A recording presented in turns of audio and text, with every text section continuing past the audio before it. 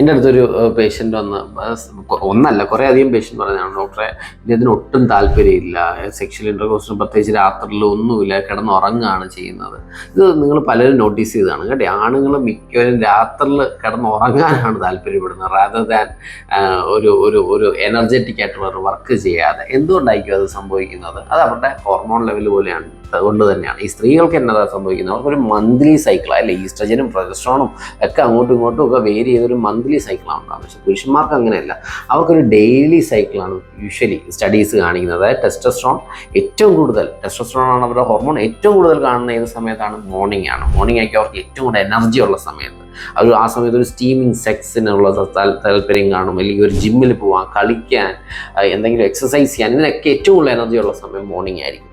ഉച്ചയാകുമ്പോൾ എന്ത് പറ്റി? അതൊരു മീഡിയം ലെവലായി. ആ സമയത്ത് ഇരുന്നൊക്കെ വർക്ക് ചെയ്യുക, അല്ലെങ്കിൽ ഉള്ള ജോബൊക്കെ ചെയ്യുക, അധികം സെക്ഷൽ ഇതൊന്നും വരുന്നില്ല, പക്ഷേ ജോബൊക്കെ ചെയ്യാനുള്ളൊരു സമയമാണ് അവൻ്റെ ടെസ്റ്റോസ്റ്ററോൺ.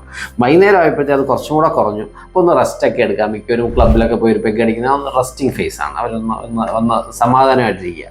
രാത്രിയോടെ ടെസ്റ്റോസ്റ്ററോൺ തീരെ ഇല്ലാണ്ടാവും, കിടന്നുറങ്ങാനേ തോന്നും. അതുകൊണ്ടാണ് അവർ കിടന്നുറങ്ങുന്നത്, അല്ലാതെ നിങ്ങളോടുള്ള താല്പര്യമില്ലായ്മ കൊണ്ടല്ല. Thank you.